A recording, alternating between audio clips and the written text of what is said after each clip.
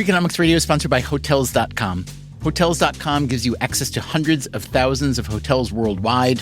And when you join for free, you can save up to 20% instantly with member prices.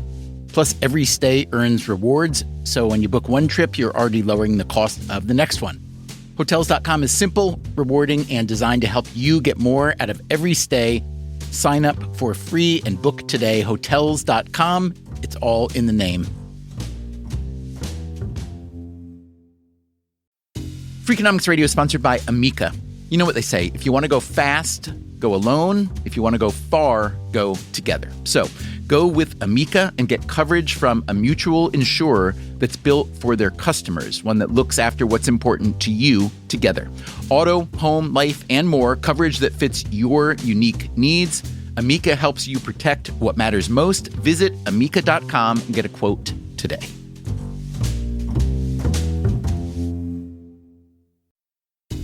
Freakonomics Radio is sponsored by Mint Mobile. Ditch overpriced wireless with Mint Mobile. Cut your wireless bill to $15 a month at mintmobile.com/freak. Upfront payment of $45 for 3 months, $90 for 6 months, or $180 for 12 months. Plan required, $15 per month equivalent. Taxes and fees extra, initial plan term only. Greater than 50 gigabytes may slow when network is busy, includes up to 20 gigabytes hotspot. Capable device required. Availability, speed, and coverage varies. See mintmobile.com.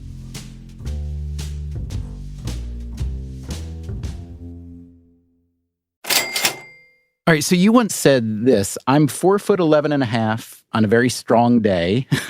I'm openly gay. I'm female, and I come from a lower socioeconomic status. So I don't think I've ever felt like I was in the majority. How do you think those non-majority attributes help you look for things that haven't been looked for before when considering good economic policy? I'm comfortable being uncomfortable. I've only ever swam upstream, so it gives me a sense of freedom to just look. And I don't think that I'm more courageous or that I'm more wonderful or anything. I'm just simply more experienced. And the skill that we can all grow is to just be a little more comfortable being uncomfortable. Mary Daly's discomfort has served her well, and as president and CEO of the Federal Reserve Bank of San Francisco, she's in a position to have it serve millions of other people well, too. The San Francisco Bank is the largest of the Fed's 12 branches. It covers 9 western states and more than 20% of the U.S. population. These days, it's run by someone who dropped out of high school. Today on Freakonomics Radio, the American dream's promise and problems. Yes, it is absolutely true that get a college degree, you can become someone like me. But we haven't brought me to scale. Also, the Fed's imperfect history of turning high-level economic theory into ground-level economic success. Well, I'm undaunted by unsuccessful pasts. And what it's like to be a Fed president when the U.S. president is attacking you on Twitter every 5 minutes. Well, let me first say that we've always had disharmony.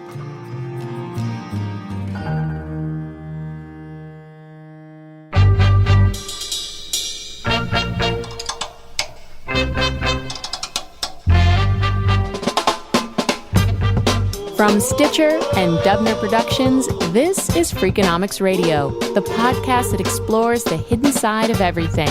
Here's your host, Stephen Dubner.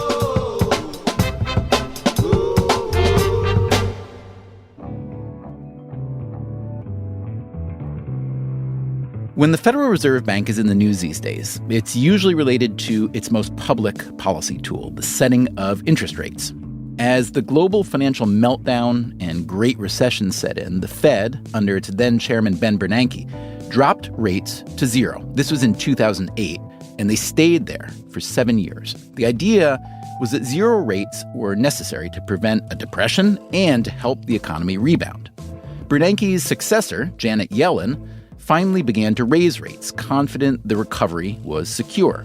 In 2018, Yellen was succeeded by Jerome Powell, who'd been installed under the newly elected President Donald Trump.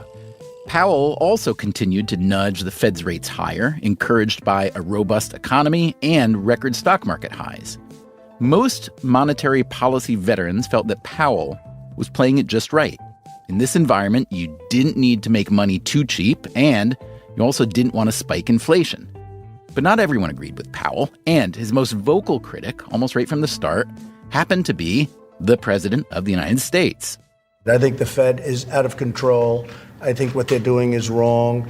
The Fed is technically and historically an independent operation. The president is not its boss.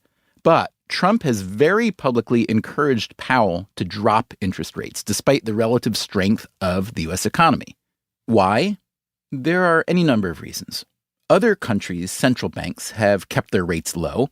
The European central bank's rates are currently set below zero. There's also the ongoing U.S. tariff war with China. Trump may see low rates as a useful counterweight in that battle, as well as a means to avoid a self-inflicted U.S. economic slowdown should the tariff war escalate. Furthermore, the global economy is showing serious signs of slowing down. In any case, President Trump has leaned hard on the Fed to cut rates, and in the last few months, Jerome Powell and the Fed have done just that twice. First, in July, we decided today to lower the target for the federal funds rate by 0.25 percentage point. It is intended to ensure against downside risks from weak global growth and trade policy uncertainty. And again just last week. And the Federal Reserve cuts the bench rate mark 0.25 percentage point. The federal funds rate is now 1.75% to 2%. The Fed's policy setting committee is uncharacteristically divided as to the future direction of interest rates. Jerome Powell did say there may well be further cuts. Trump, for his part, is not remotely satisfied. After the most recent cut, he tweeted that Powell and the Fed have, quote, no guts, no sense, no vision. He said he wants rates brought down to zero or less. A few months ago, we had Gary Cohn on our show. He's the former head of President Trump's National Economic Council. I'd asked Cohn whether Powell was thinking about interest rates purely on the merits or as a capitulation to Trump's Twitter demands. I'm going to hope it wasn't. I surely hope, and I almost pray, that what the Fed did was in reaction to what they were seeing in the data, that they felt that there was an actual slowing of the economy and they were in the wrong place. So we thought it might be an interesting time to hear from someone at the Federal Reserve to learn what they are seeing in the data and what they're doing about it. Mary Daly took over the Federal Reserve Bank of San Francisco just under a year ago. She started working there in 1996. One of her mentors was Janet Yellen, who, before becoming chair of the Federal Reserve, ran the San Francisco Fed from 2004 to 2010. And for those who don't fully understand what the heck the Federal Reserve Bank is or does, and I'd honestly kind of include myself there, why don't you tell us what it is and does? So let me start by telling you the banner we put on the front lobby of our bank in San Francisco. And it says, right as you walk in the door, our work serves every American and countless global citizens. And in practical terms, that includes three things. We work on supporting a healthy economy through monetary policy. Given a dual mandate that Congress gave us, we are looking to achieve full employment and price stability. But the real thing, the underpinning of that, is a healthy economy so that everybody has an opportunity to participate to their full abilities. The second thing we do is we work on financial intermediation. So we're in charge of regulation and supervision to many of the banks and financial institutions in the economy. And the real goal there is to ensure that there's interconnectedness among people so that, again, everybody has access to savings and wealth accumulation and investment to allow them to fully participate in the economy. And then the third thing is the payment system, and we're responsible for the safety and soundness of the payment system. And the piece that everybody knows really intimately is cash, the dollar, the coins and dollars in our pockets. So this sounds like if the Fed were to magically or tragically disappear tomorrow, the way that some people on some fringes occasionally wish for, a whole lot of things would happen, yes? Yes, and when people are asking questions about, well, why is the Fed getting in the way here, or why is it doing this thing that I don't understand or agree with? It's largely not about they want the Fed gone. It's really about they want it to work more effectively. And our job, our mission is to continuously listen to people so that we can take that in. But we do know if we would disappear, then the risks that were present when we were created in 1913 would once again emerge. And that was a much worse situation than any of us want to repeat. Those risks were a series of financial panics and bank failures. This led Congress to pass the Federal Reserve Act and to the establishment of the central bank. The goals then and now were to stabilize the banking sector, ensure the free flow of capital, and keep unemployment and inflation low. So, yes, the Fed has the reach to affect just about every American every day and billions of other people. But it seems to approach this mission at a serious remove. The Fed doesn't seem very interested in explaining why, for example, a country as rich as ours has so many people just one step away from financial ruin, as Mary Daly's own family was. Or why we've built an economy that's so good at providing cheap food and clothing and TVs, while the cost of healthcare and higher education and real estate have spiked beyond the reach of many. Mary Daly does seem interested in wrestling with these dilemmas. She hosts a podcast called Zip Code Economies, where she travels around her region to find out what's happening on the ground. There was an earlier podcast, too, called Twice Around. I was just talking to my nephew who just started his first semester in college in Missouri at one of the state schools. And he went in wanting to be a math teacher. And he was asking me, is a math teacher a good career? It's what I really want to do, but I know it doesn't pay very much many times. I said, well, it depends on what you want out of your life. If you really want to teach math, you have to realize that you're probably going to have a smaller home than people who want to work in the stock market.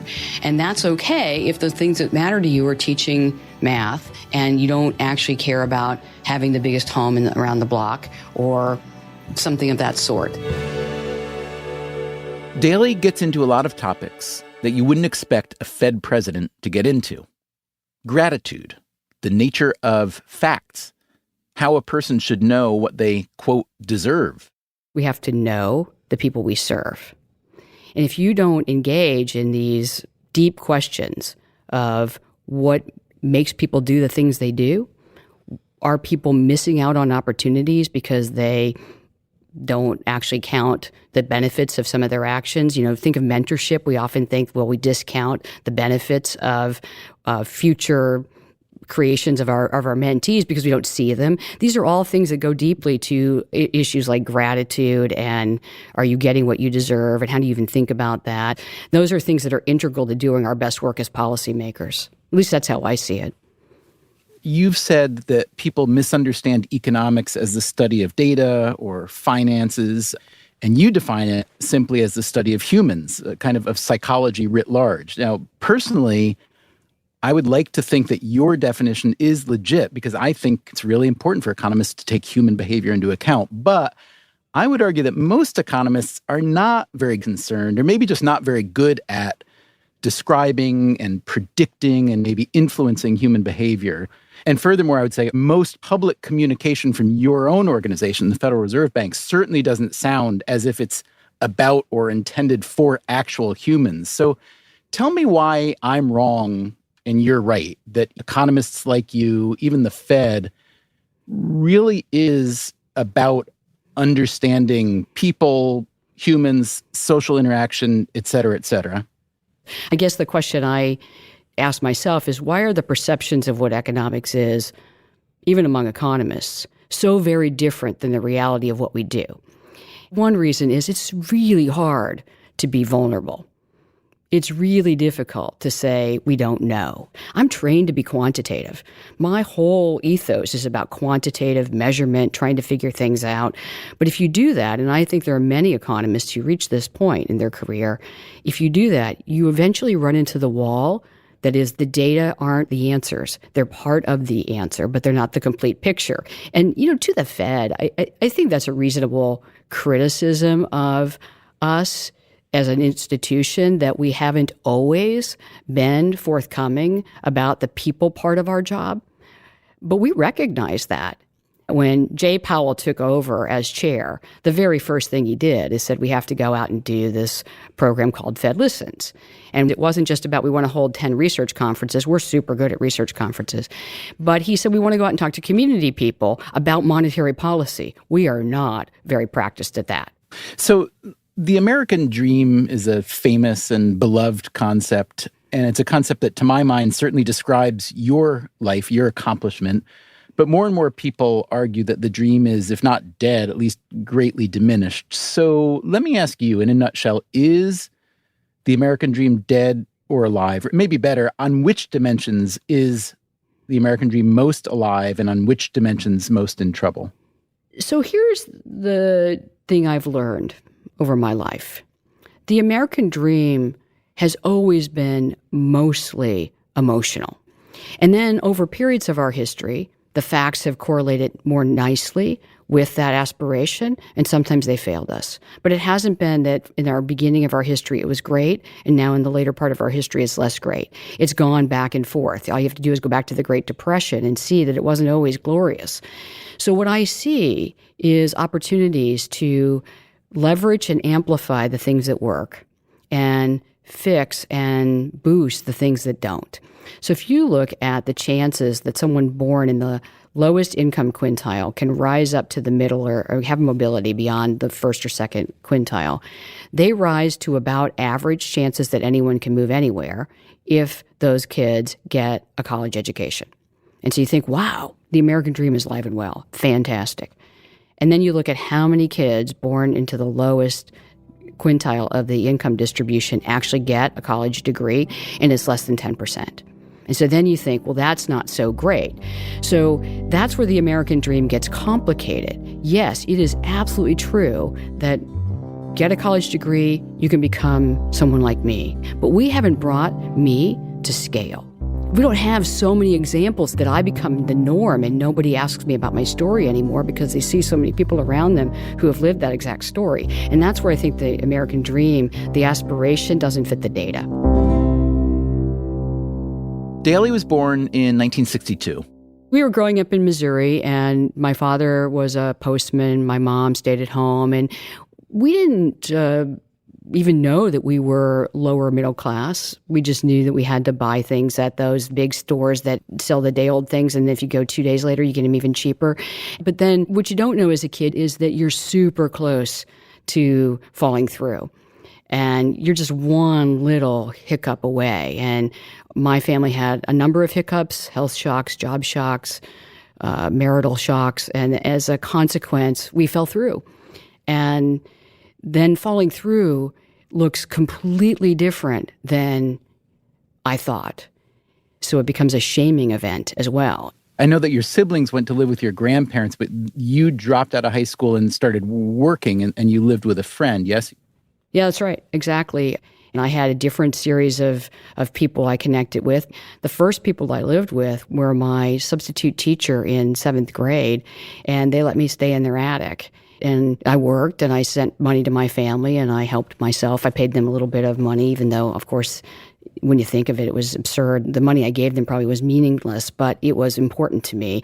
I did not have to feel like I was begging and not able to take care of myself, and they helped me build those little bits of confidence. I think that was essential, looking back on it, and really transformational. Daly had planned to become a bus driver. It was a union job with benefits, but she had a mentor who suggested that she get her GED and go to college. Daly accepted the advice, along with a loan of $216 for tuition at the University of Missouri St. Louis. She started off studying psychology, but switched to economics. She became particularly interested in labor economics and public policy. In 1994, she got her PhD from Syracuse University. But you get the sense that Mary Daly never forgets, even for a minute, the very long odds she beat to become president of the San Francisco Fed after starting out as a high school dropout. So even in that bad fortune, you had the good fortune of having a kind of safety net arise up around you that you wouldn't have anticipated or couldn't have foreseen. But I'm sure that for many people, when they have such a misfortune, that safety net doesn't rise up. So I'm curious how that specific period of your life informs the way you've approached your economic research. It made me realize that we're leaving so much talent on the table. Think about full employment. If we have so many people sidelined and we don't take advantage of them, then we're restricting them for sure, but we're also restricting our economy. So it becomes a key theme in everything I do, and it goes all the way back to the time I fell through. And if not by good luck and good fortune, I would have been one of those people, and I never would have been Mary Daly on Freakonomics. What did your siblings end up doing? My sister is a medical receptionist, and both my brothers have had episodic employment in construction or other things, and, just living on the boom and bust of whatever the economic cycle brings them. And, they're not in line to be the first people employed because they all dropped out of high school. We all dropped out of high school in the end. And while we all were able to go back and get a GED eventually, it isn't something that's easy if you don't go beyond and get additional education. I know there's a lot of research showing that shocks to the system as a child, and it sounds like your family had a lot of different shocks to the system, are really influential downstream in employment, education outcomes, and so on. It sounds as though your family is, I guess, a median example of that in a lot of ways, yeah? Shocks you experience when you're young, they affect your parents, and they affect you, and they ultimately affect your children. And in my case, they've affected my nieces and nephews who are raised by my siblings. And so Shelley and I, my partner, have been, trying to interject, but these are strong, inertial pains, essentially. And it takes escape velocity at every generation, even my nieces and nephews, to lift them out. And so you'll see more people in my extended family continue not to go to college than who go to college. All right, so let's drill down a little bit on education as a driver of economic success. Obviously, the federal government is not in charge of education, although it does have a hand on it in a number of channels. So let's just take a couple examples that are problematic. One is, U.S. educational standards. Compared to other rich countries, it's relatively quite poor. And then, higher education, college is problematic from a financial perspective from no others.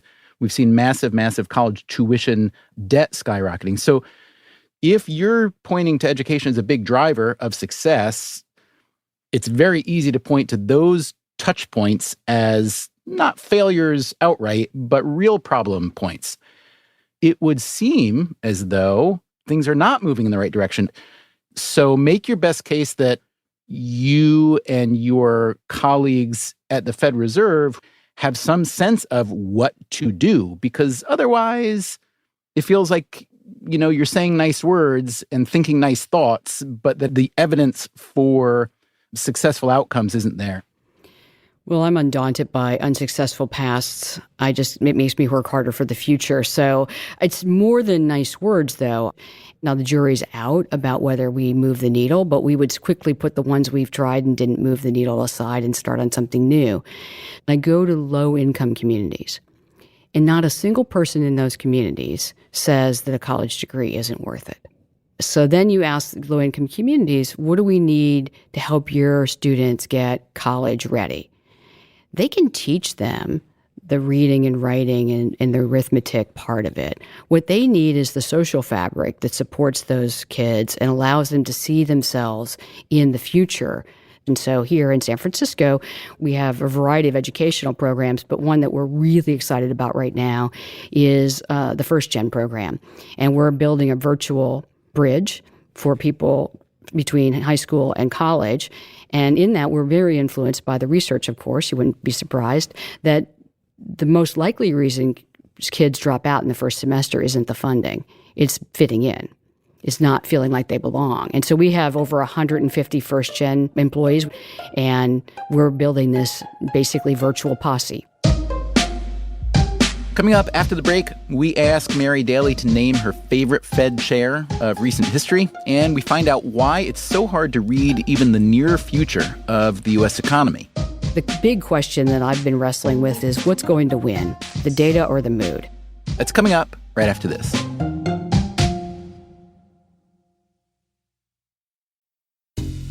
Freakonomics Radio is sponsored by Cash App. Bitcoin is often talked about as an investment, but it was built to be used. With Cash App, you can actually do that. Send Bitcoin instantly, pay at local Square businesses that accept it, or move it to your own wallet whenever you want. It works more like real money and less like something locked in an account. For a limited time, new customers can get $10 added to their balance. Just use code CASHAPP10 when you sign up. And don't forget this part, send at least $5 to a friend in the first 2 weeks. Terms apply. Cash App is a financial services platform, not a bank. Banking services provided by Cash App's bank partners. Bitcoin services provided by Block Inc. brand. For additional information, see the Bitcoin disclosures at cash.app/legal/podcast.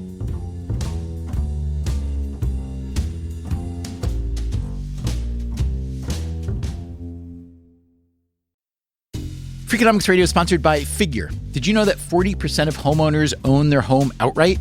If that's you, don't let your equity sit idle. Tap it with a home equity line of credit. Figure, the #1 non-bank HELOC lender in the U.S., helps tap equity you've built in your home so you can do things like tackle a renovation or pay down debt. HELOC is a line of credit secured by your home. You can draw what you need, repay, and draw again. Figure offers a 100% online application. Get approved in 5 minutes and funding in as few as 5 days. It's faster than a bank loan and cheaper than a personal loan. Check your rate today without impacting your credit at figure.com/Freakonomics. This post is sponsored by Figure, NMLS ID 1717824. Figure is an equal housing lender. For more information about their licensing, visit nmlsconsumeraccess.org. Figure's HELOC is subject to credit approval and terms apply. Freakonomics Radio is sponsored by LinkedIn ads. Ever invested in something that didn't live up to the hype? Marketers know that feeling. They optimize for the numbers that look great, like impressions, but then they don't see revenue. LinkedIn has a word for that: bull spend. Instead, you can get the highest ROAS of major ad networks with LinkedIn. Cut the bull spend, advertise on LinkedIn. Spend $250 and get a $250 credit. Go to linkedin.com/Freakonomics. Terms apply.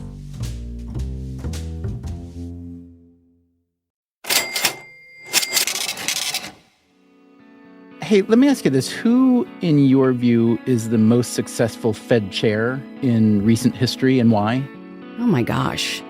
I can't even pick a favorite movie. I really struggle to pick favorites. It doesn't have to be a favorite. Maybe just, describe some either actions or temperament or handling of a term of a Fed chair in, medium recent history, last 4, 5, 6 decades, whatever, that you just particularly admire. But tell me why.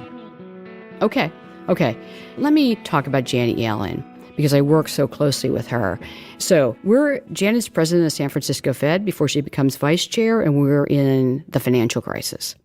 And she's got all these economists all over the system working on these issues, studying things, calibrating models, and we're giving her all the research, and we feel like we've done our jobs in part because we've given her all the research.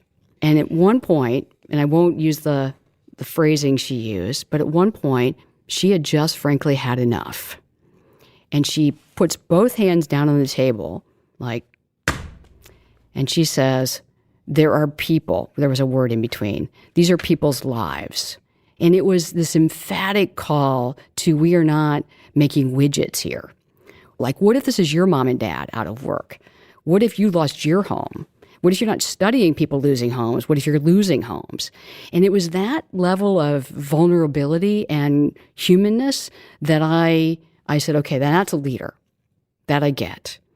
And so then she goes on to be the vice chair, and I saw her do this in her vice chair work. And when she was the chair, I saw her navigate very rough waters on should we raise earlier than we did as an institution? What does full employment really look like? And I, again, saw her stay steadfast and essentially say, on my watch, I'm going to balance both sides of the dual mandate and think about financial stability all at the same time. So, you asked earlier, do economists really believe that economics is about people? And well, Janet Yellen does.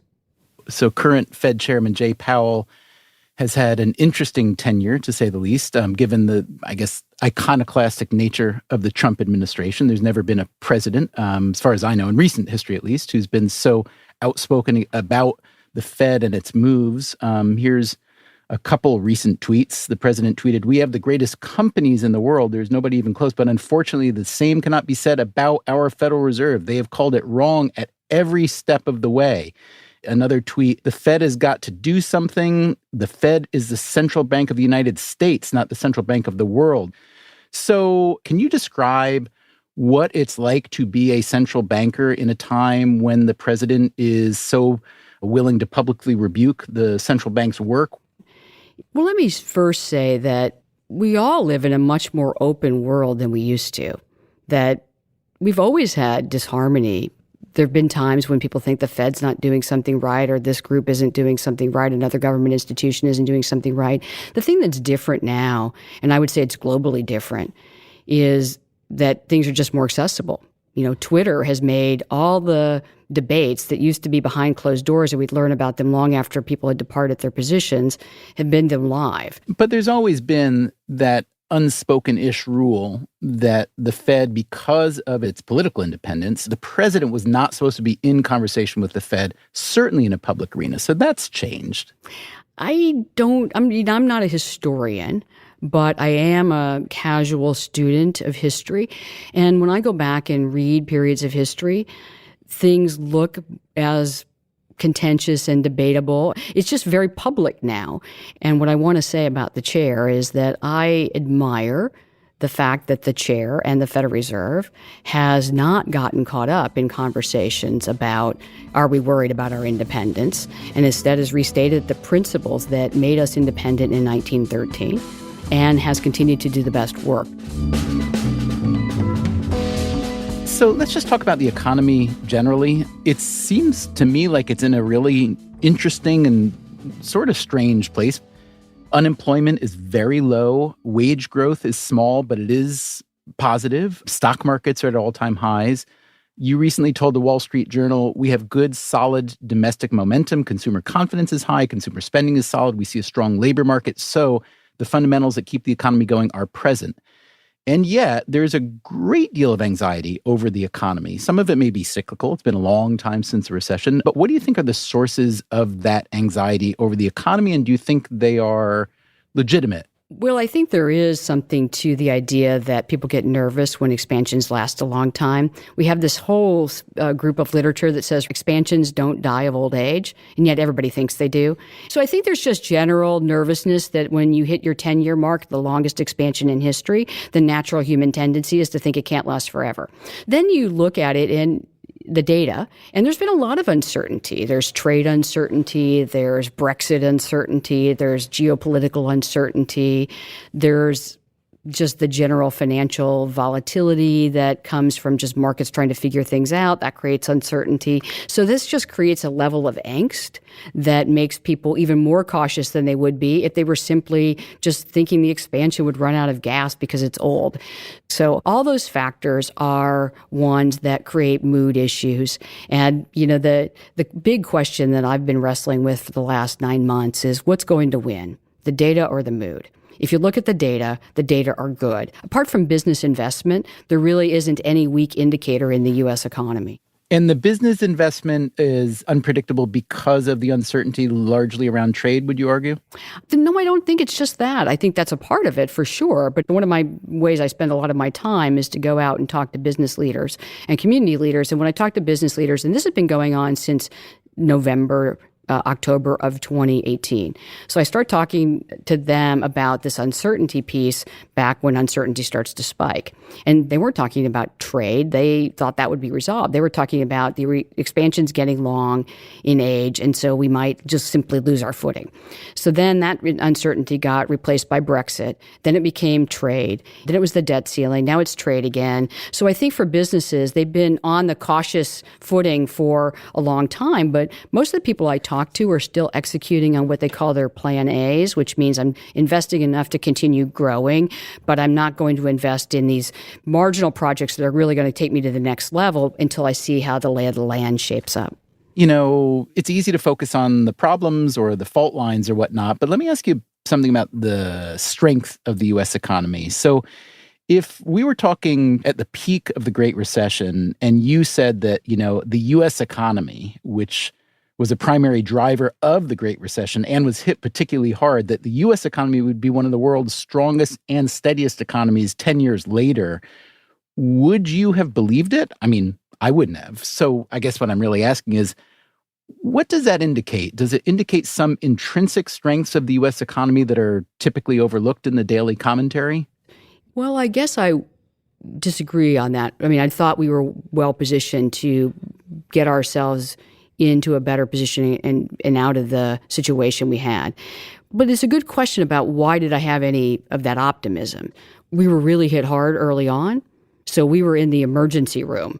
And so when you're in the emergency room, you bring an all-hands-on-deck approach. It's easier to throw everything you have at something when you know it's a really bad problem. We were among the most severely affected early on, but that meant we put everything we had to it, and we worked hard to stimulate the economy. We had fiscal packages, we had monetary policy packages, we did a variety of moves outside of even the interest rate to try to stimulate the economy. So that was where we were. We recognized at the time that this was a long, hard slog. It wasn't lower the interest rate, and then as soon as you saw any green shoot, you go back to normal. It was, you got to be lower for longer on interest rates. You got to be stimulative on the fiscal side. You've got to be helpful on the relocation, retraining side. You basically had a once in a lifetime, you hope, shock, and you have a lot of work to do to get you out of it. There is a sort of rising sentiment among some economists. Raj Chetty comes to mind, and also among the occasional presidential candidate, Andrew Yang comes to mind. The idea they're expressing is that as automation and AI and other technologies advance, the very nature of work will continue to change, as will the relationship between humans and work, and that we aren't really well equipped to handle these changes structurally, and we're not that nimble. So what's your and the Fed's position on that complicated problem? So here's the deal. Of course, we need to think about structural change. The economy is changing at a rate of speed that looks like something that I'm sure people who didn't have electrification and they got electricity and then we had assembly lines felt. But it's happening, and so we need to think about what does our future look like? There should be a high bar for change because change is difficult. And we don't want to tear down things just to say we did it. But there should be this considerable thought given to how do we not solve the problems of 50 years ago, but how do we solve the problems of 20 years from now? Well, can you give me some specifics? What kind of structural changes specifically would you advocate for then? The question I have is we haven't revised our social safety net in 40, 50 years. Should we take another look and see if that's the right thing to have at this point in time? In the modern workforce are the systems of retraining, unemployment insurance, divisions between welfare programs versus entitlement programs, insurance programs versus entitlement programs. Are those the right definitions? Is that really helping a family when they have an economic shock find their footing again? I'd love to hear your thoughts on a universal basic income. This was something the Nixon administration tried to get through, and we ended up with supplemental security income instead. And the reasons they couldn't get Republicans and Democrats to agree, and they couldn't get lots of people to agree because the concerns about universal basic income were that it would be a work disincentive. So I like the principle of let's think about what the social safety net should look like in the future, and let's make sure that we're taking care of people who really have fallen on hard times and can't take care of themselves. I think we oversimplify the problems to make them easy to understand, but they actually then end up not being very effective. And maybe it's time in our future complicated world to just recognize policies are complicated. Think about trade. The idea that trade is good for everyone is still true, but it's only true that it makes everyone better off in real time if we redistribute the proceeds from the trade more evenly against the people who got displaced by it. So that's an obvious thing we could tackle. That's a part of the social safety net that we've only waved at, honestly. What you just described, that disequilibrium, is a kind of consequence of the globalization and shifting workforce that a lot of economists 20, 30 years ago told us was going to work out better. Larry Katz, one of the most well-regarded labor economists in the world, has admitted recently that, we didn't get it very right. We misunderestimated the cost for people who would be misplaced. So to people who have lived that, what do you say to them when you, as a labor economist working at the Fed, now says, hey, this time we get it. This time we understand it. This time we're going to make a better plan?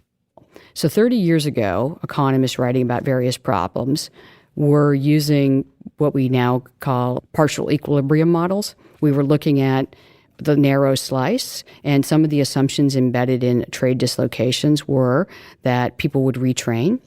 They'd get some subsidy from the government for retraining, and then they would easily re-enter the workforce with a different skill. So there would be a painful transition cost, but there wouldn't be this very large friction that prevented them from ever re-entering or displaced them forever.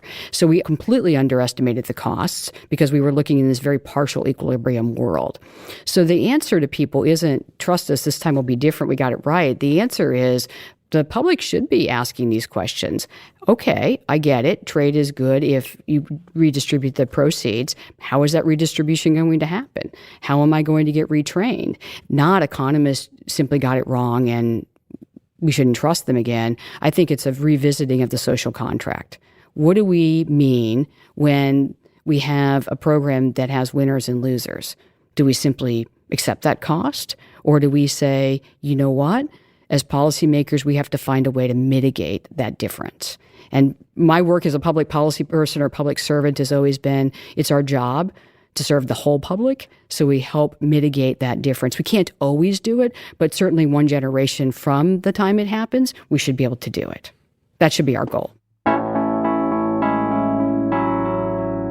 Tell me something that you believed for a long time to be true until you found out that you had been wrong. Or if wrong is not a word that resonates nicely, tell me something substantial that you changed your mind about and why. The data tell us the whole story. I was a true believer in the profession of my training, that I could look at the data, and if I studied it and I did natural experiments and used aggregate data and I read everything I could possibly read, that I have a real good line of sight into what the reality of a situation was. And I was totally wrong. And I had this hit me right in the face by going to East Palo Alto. So East Palo Alto is a place that, seriously, go out and ask economists what they think about EPA, and they'll tell you it's terrible.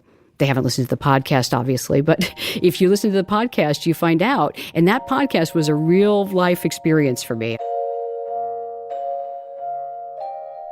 The podcast Daly's referring to is her own show, Zip Code Economies, and a couple recent episodes called Resiliency is a Mindset and Can You Love Yourself When the World's Against You? In this episode of Zip Code Economies, we return to East Palo Alto. We're going to sit down with a pastor running a homeless shelter, meet a principal and her students, and meet a police chief. And they're all going to talk about something that I was surprised about. They're going to talk about love. I have to say, I'm a little skeptical oftentimes when I hear people talk about love in these settings. I think, what does it really mean? Is it just a decorative word? But there it's not. I went to EPA and I found out that the data told a picture that was more of how we feel about it than how they feel about it. And as soon as I saw that, I thought, Mary, you've just been wrong for a long time about a lot of things, probably. So at the beginning of the interview, you asked me about the data and the study of people, and that's how I came away with just this strong conviction that ultimately economics, if it's going to be really good, has to be about people. Because if we simply study things as data points from a satellite perspective, we will lose some of the context. So I was totally wrong about that, and the context matters.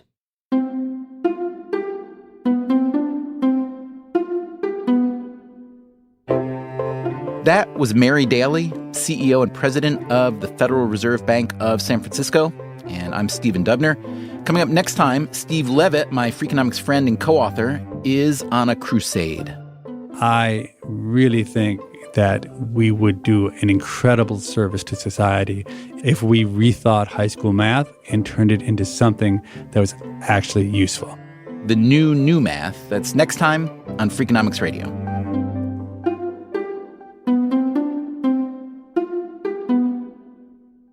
Freakonomics Radio is produced by Stitcher and Dubner Productions. This episode was produced by Zach Lipinski. Our staff also includes Allison Craiglow, Daphne Chen, Matt Hickey, Harry Huggins, Greg Rippin, and Corinne Wallace. Our theme song is Mr. Fortune by the Hitchhikers. All the other music was composed by Luis Guerra. You can subscribe to Freakonomics Radio and give it a nice rating if you'd like on any podcast app.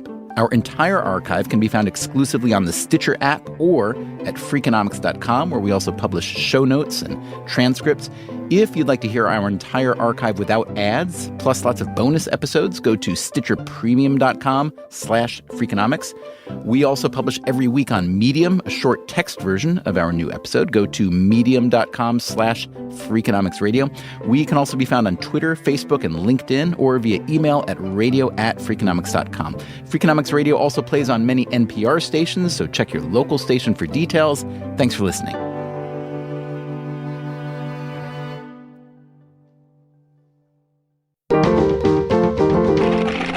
Stitcher.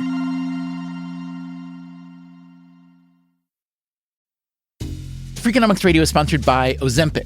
Innovation happens through rethinking what's possible, and when it comes to GLP-1s, Ozempic pill does just that. Learn more about Ozempic semaglutide tablets, 4 and 9 milligrams, by calling 1-833-OZEMPIC or visit Ozempic.com to view the medication guide and ask your doctor what's possible with FDA-approved Ozempic pill.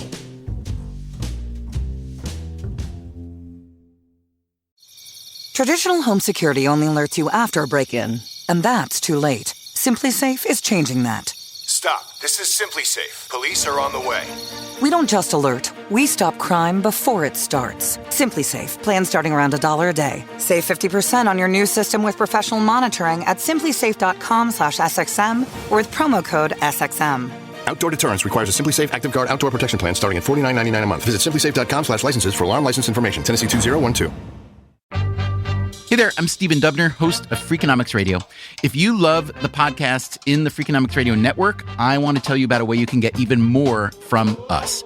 To hear our shows without ads and get exclusive access to Freakonomics Radio bonus episodes, please subscribe to SiriusXM Podcasts Plus on Apple Podcasts or sign up at SiriusXM.com/podcasts plus. Start a free trial today.